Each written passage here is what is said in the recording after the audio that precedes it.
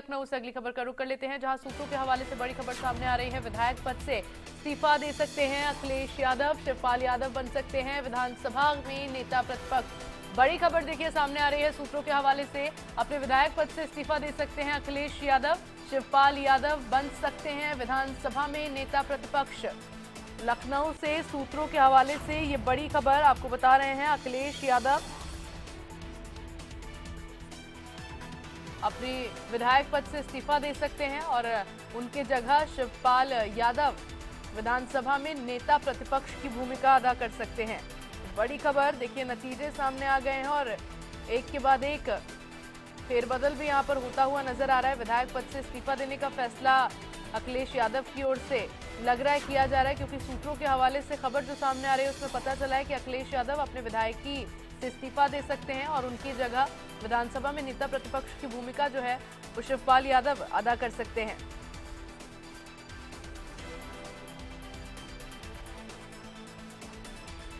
बड़ी खबर लखनऊ से, अखिलेश यादव अपनी विधायक पद से इस्तीफा दे सकते हैं और उनकी जगह शिवपाल यादव विधानसभा में नेता प्रतिपक्ष की भूमिका अदा करेंगे। शानदार प्रदर्शन के बाद उत्तर प्रदेश में अब ये खबर सामने आ रही है। लोकसभा चुनाव ने शानदार प्रदर्शन चुनाव में अखिलेश यादव की ओर से दिया गया, उनके तमाम नेताओं की ओर से दिया गया। भाजपा को कांटे की टक्कर समाजवादी पार्टी ने उत्तर प्रदेश में दी है। 80 में से बड़ी संख्या में सीटों पर अखिलेश यादव की पार्टी की ओर से परचम लहराया गया। अब सूत्रों के हवाले से खबर सामने आ रही है कि अखिलेश यादव केंद्र की राजनीति करने के इच्छुक हैं, जिसकी वजह से वो अपने विधायक पद से इस्तीफा दे सकते हैं।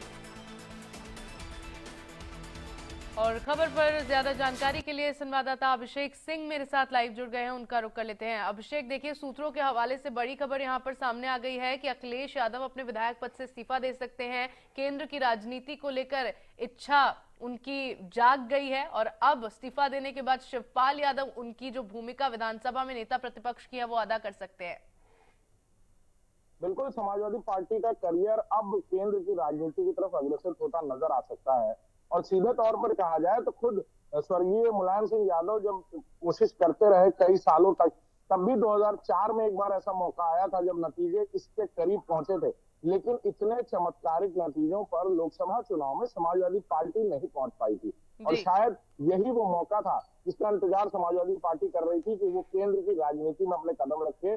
देश में तीसरे नंबर की पार्टी बनने के साथ ही अब समाजवादी पार्टी वो पार्टी है जिसके ऊपर ये भी तय करता है कि विपक्ष में न सिर्फ अहम भूमिका बल्कि पूरे देश में मैंडेट के मामले में समाजवादी पार्टी ने ये दिखाया है कि किस तरह से मैंडेट लेके आई है। लिहाजा अखिलेश यादव राष्ट्रीय अध्यक्ष रहते हुए इस मौके को नहीं छोड़ना चाहते हैं और यही वजह है कि वो अब लोकसभा चुनाव जीतने के बाद कन्नौज से लोकसभा सांसद के तौर पर, पार्टी के प्रमुख के तौर पर केंद्र में अपनी भूमिका ज्यादा निभाते हुए नजर आएंगे प्रदेश के बनस्बत। और देखना होगा कि क्या शिवपाल यादव को इस भूमिका में उतारते हुए नजर आते हैं नेता विरोधी दल के तौर पर उत्तर प्रदेश की विधानसभा में। जी बिल्कुल, साथ ही अभिषेक एक अहम बात यह भी है क्योंकि इससे पहले भी अखिलेश यादव के पास मौका था कि वो केंद्र की राजनीति में अपने पैर जमा सकते थे, लेकिन उस वक्त उन्होंने राज्य की राजनीति चुनी और विधायकी को चुना अपनी। इस बार उन्होंने विधायकी छोड़कर अपनी सांसदी को चुना है और केंद्र की राजनीति की ओर वो बढ़ने के इच्छुक है। क्या कहा जा सकता है कि जो जीत इस बार समाजवादी पार्टी को उत्तर प्रदेश में मिली है, क्या कॉन्फिडेंस बहुत ज्यादा समाजवादी पार्टी का अखिलेश यादव का डेवलप हो गया इस चीज को लेकर? बिल्कुल, नतीजे चौंकाने वाले हैं और नतीजे सकारात्मक है समाजवादी पार्टी के लिए। सीधे तौर पर कहा जाए तो यही मौका समाजवादी पार्टी कई दशकों से तलाश रही थी, जब एक राष्ट्रीय पार्टी के रूप में इस तरह का मैंडेट आए और वो प्रभुत्व अपना हासिल कर पाए राष्ट्रीय पार्टी के रूप में। लिहाजा वो मौका है और अखिलेश यादव इस मौके होने के मूड में कहीं से भी नहीं है। ना सिर्फ इंडिया गठबंधन में उनकी एक अहम भूमिका है, बल्कि अब देश की राजनीति में समाजवादी पार्टी भी वो पार्टी है जो तीसरे नंबर की पार्टी बनकर उभर कर सामने आई है। जी बिल्कुल अभिषेक, देखिए कहा जाता है कि सब्र का फल मीठा होता है और ये पंक्तियां फिलहाल समाजवादी पार्टी और अखिलेश यादव को लेकर बिल्कुल सूटेबल नजर आ रही है, क्योंकि अखिलेश यादव ने मौके का इंतजार किया। आज जब वो मौका उन्हें मिल गया तो केंद्र की राजनीति की ओर उन्होंने पैर अपने आगे कर लिए हैं और उसके ओर वो बढ़ने की तैयारी कर रहे हैं। हालांकि देखना होगा कि शिवपाल यादव अब विधानसभा में नेता प्रतिपक्ष की भूमिका अदा करते हैं या नहीं। बहुत बहुत शुक्रिया अभिषेक आपका तमाम जानकारियों के लिए। और चलिए अगली खबर का रुख कर लेते हैं, जहां यूपी लोकसभा चुनाव में कांग्रेस के अच्छे प्रदर्शन के बाद लखनऊ पार्टी कार्यालय पर महिलाओं की भीड़ फॉर्म जमा करने के लिए जुटने लगी है। महिलाएं कांग्रेस का गारंटी कार्ड लेकर पहुंच रही हैं। यहां पर गारंटी कार्ड में एक छोटा सा फॉर्म है जो भरकर जमा करने की बात कही गई है। लोकसभा चुनाव के प्रचार के दौरान हर चुनावी जनसभा में राहुल गांधी ने न्याय पत्र में महिलाओं से ये वादा किया कि वो महीने की हर एक तारीख को 8,500 रुपए उनके अकाउंट में भेजेंगे। हालांकि राहुल गांधी ने कहा था कि जब हमारी सरकार केंद्र में बनेगी तो पैसे भेजेंगे, लेकिन महिलाओं को उम्मीद है कि अब सरकार बनेगी ही, इसीलिए फॉर्म जमा कर दिया जाए। तो कांग्रेस मुख्यालय पर महिलाएं फॉर्म जमा करने में जुट गई है।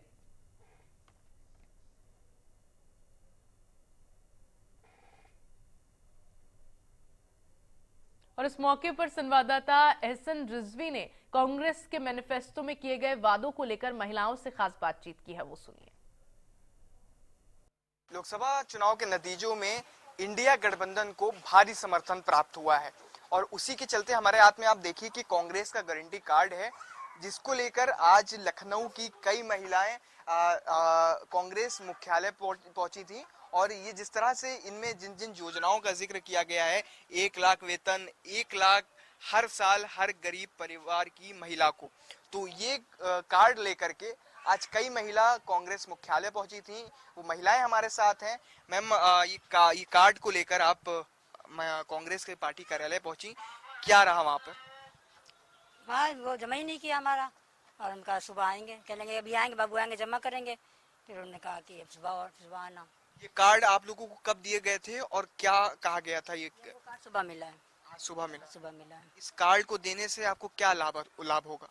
इसमें जो योजनाएं हैं, जो इसके तहत जो हम लोगों ने किया है कि भाई हम लोग को पैसा सा मिलेगा, या घर मकान, बहुत सुविधाएं हैं तो हम लोग को मिलेंगे। कुल मिला के आपको इस पार्टी से ये उम्मीद है कि अब वो आप लोगों को इस कार्ड के मुताबिक जो वादे किए गए थे, ये सारी चीजें मुहैया कराएंगे? जी हाँ, करेंगे जी। आप भी गई थी क्या मैम? मेरा ही तो है। आप गई थी तो क्या जमा हुआ? नहीं, जमा नहीं, भरा ही नहीं गया। अभी भरेंगे तब जमा करेंगे कल जाके। आज मेरा बेटा जब आ जाएगा, जब मेरा बेटा आ जाएगा तब वो भरेगा, तब हम ले जाके सुबह जमा करेंगे। बहुत से लोगों का जमा हुआ, तो उनको कुछ मिला है क्या? नहीं, रसीद मिली है, सिर्फ ये रसीद ले लिया है और कार्ड दे दिया। तो कोई बात कही गई है कि ये जब रसीद वो ये सारी चीजों को जमा कर रहे हैं तो उसके बाद क्या कुछ वो आपको प्रोवाइड कराएंगे, कुछ मुहैया करवाएंगे? SMS आएगा ना, है ना रुबीना? कह रहे SMS आएगा इस पे, मोबाइल पे। तो कुछ और महिलाएं भी हैं जो गई थी। जी, इस पे बोला है मैसेज आएगा, मतलब मोबाइल पे मैसेज मिलेगा, तो उस पे जो है ना कार्ड दिया जाएगा। तो उसके लिए जो है ना बैंक में बोला है कि जो हर महीने 8,000 रुपए आएंगे, या फिर नौकरी का है, या फिर जो है ना जैसे कोई काम करना है, इस चक्कर में इसलिए बोला है।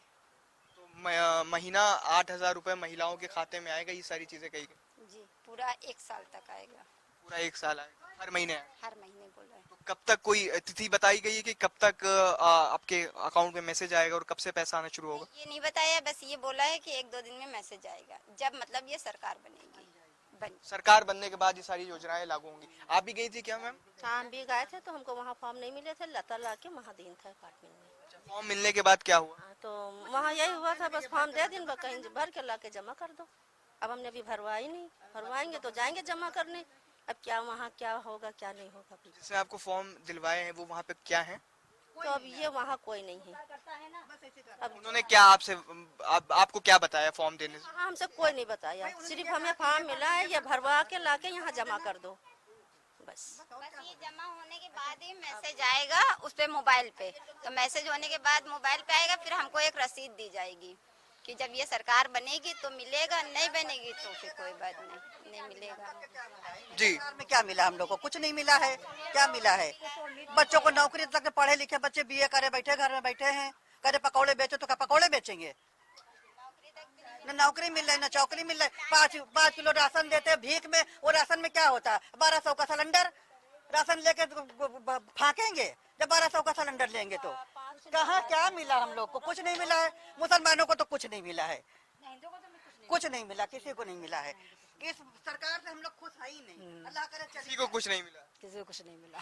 कल के जाती अभी चली जाए भाजपा सरकार, उड़ जाए दुनिया ही से। तो बिल्कुल देखिए, कुछ महिलाओं को आपने सुना जो कि ये गारंटी कार्ड आज कांग्रेस पार्टी की ओर से दिया गया, क्योंकि जिस तरह से कल नतीजे इंडिया गठबंधन के समक्ष भी आए हैं। हालांकि अभी संशय बरकरार है कि सरकार कौन बनाता है, लेकिन ये गारंटी कार्ड कांग्रेस की पार्टी की तरफ से यहाँ की महिलाओं को प्रोवाइड किया जा रहा है, जिसमें साफ तौर पर जिक्र है कि 1 लाख वेतन, 1 लाख हर साल गरीब महिलाओं को 400 रुपए प्रतिदिन कम से कम मजदूरी, कर्ज माफी, गिनती करो, ये सारी ये एक तरह का छोटा सा मैनिफेस्टो है। जिस तरह से कल रिजल्ट आए हैं उसके बाद अब ये कहा जा रहा है कि यदि इनकी सरकार बनती है तो ये सारी चीजें, ये सारी योजनाएं जन जन और घर घर तक पहुंचाई जाएंगी। लखनऊ से ITV के लिए एहसन रिजवी। और इन्हीं खबरों के साथ महालाइव में मेरे साथ फिलहाल के लेते हैं। प्रदेश की बाकी बड़ी खबरों के लिए आप देखते रहिए इंडिया न्यूज उत्तर प्रदेश उत्तराखंड।